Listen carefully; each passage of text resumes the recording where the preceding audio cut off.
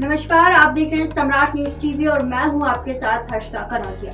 मध्य प्रदेश के पन्ना जिले से एक बेहद खास रिपोर्ट सामने आई है।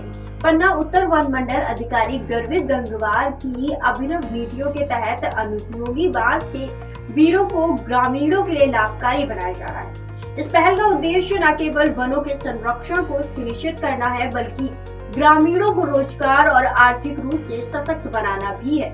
तो आइए देखते हैं पन्ना से हमारे संवाददाता सचिन कुमार मिश्रा की खास रिपोर्ट। पन्ना जिले के उत्तर वन मंडल के अंतर्गत आने वाले त्रिवेंद्र नगर और विश्रामगंज रेंज में इन दिनों बांस कटाई और प्रशिक्षण का विशेष कार्यक्रम चल रहा है। बालाघाट से आए बांस विशेषज्ञ कारीगर स्थानीय ग्रामीण कारीगरों को अनुपयोगी बांस के बीड़ों की पहचान करना और सही तरीके से काटना सिखा रहे हैं। कार्यक्रम का उद्देश्य है कि ग्रामीण वन समितियों के माध्यम से बांस की कटाई कर इसके विभिन्न उपयोग को समझे। इसके अलावा ये सुनिश्चित किया जा रहा है कि बांस का सही उपयोग हो और इसके माध्यम से समितियों द्वारा क्रिय किए गए बांस का इस्तेमाल विकास कार्यों में किया जा सके।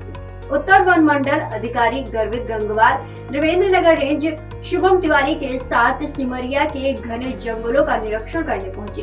इस दौरान उन्होंने ग्रामीणों और बालाघाट से आए कुशल कारीगरों से बातचीत की और महिला न्याय और पिकिया बीरा के बारे में जानकारी ली।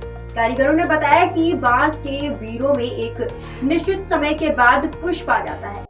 ऐसे बीड़ों में बांस निकालना कठिन होता है और गर्मियों में आगजनी जैसी घटनाओं का खतरा बढ़ जाता है। यदि सही समय पर कटाई ना की जाए तो अन्य बांसों का विकास भी बाधित होता है और जंगलों का संतुलन बिगड़ सकता है।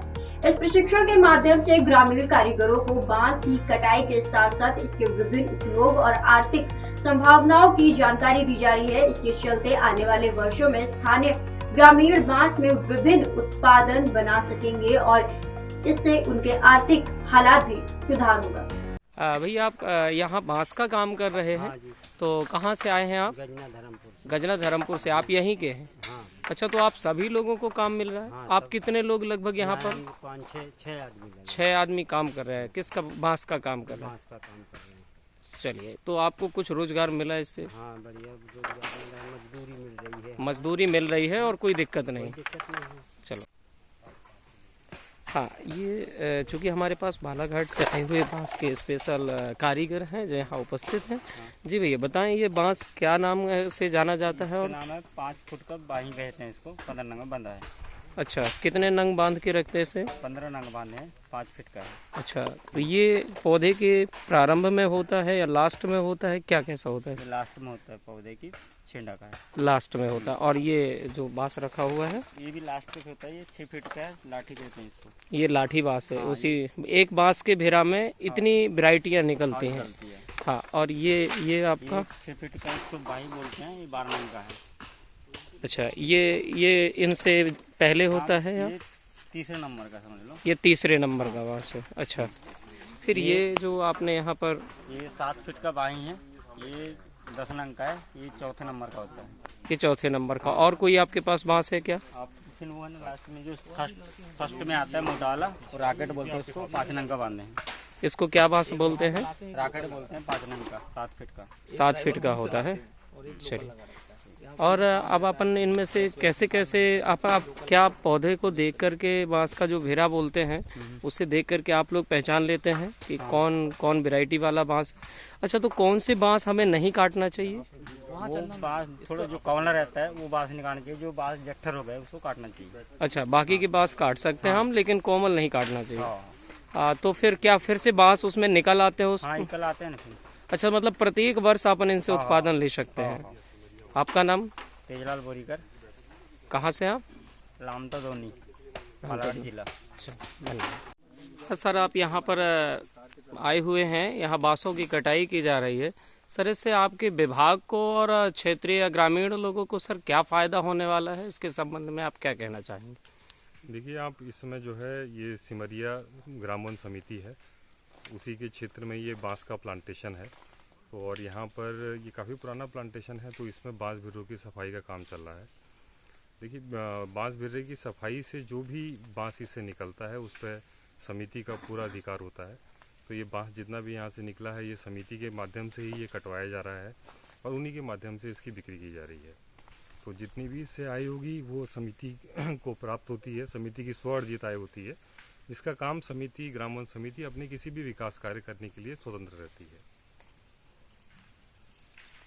और सर लगभग आपने यहाँ देखा कि काफ़ी लोग कार्य कर रहे हैं, तो सर ये आसपास के ग्रामीण क्षेत्र के लगभग कितने लोग कार्यरत हैं और आगे क्या ये लोगों को रोजगार मिलता रहेगा या और भी बढ़ सकता है? देखिए, बांस बिर्रे की सफाई जो है वो एक सालाना तौर पर होनी चाहिए। हर साल बांस बिर्रे की सफाई होनी चाहिए, जिसमें से कि हम पका बांस निकालें और नया जो करला बांस है वो अधिक से अधिक संख्या में आए और अधिक से अधिक वो अपनी मोटाई प्राप्त कर सके। तो इसीलिए ये हर साल ये काम होना चाहिए। ये काफ़ी सालों से यहाँ पर इस प्लांटेशन में ये बांस बिर्रा कटाई सफाई का काम नहीं हुआ था। तो अभी आई की कार्य योजना यही है कि ये हर साल निरंतर रूप से चले। अब चूंकि यहाँ पर स्थानीय लोगों को बांस बिर्रा की कटाई सफाई कैसे करनी है इसके बारे में प्रशिक्षण भी प्राप्त नहीं था, तो हमने कुछ लोग जो हैं, कुछ स्थानीय बालाघाट से जो लोग इस काम को करने में दक्ष हैं उनको बुलाया है। उनके साथ में जो स्थानीय लोग हैं उनको मिला के यहाँ के लोग भी सीख रहे हैं कैसे ये काम करना है, ताकि निरंतर हर साल वो ये काम कर सकें और उनको ये समिति को ये लाभ जो है वो प्राप्त हो सके। क्या सर अगर ऐसा बना इनकी भेड़ों की आप सफाई होगी तो क्या सर आगामी वर्षों में फिर ये पुनः बांस ऐसे निकल पाएंगे? हाँ बिल्कुल।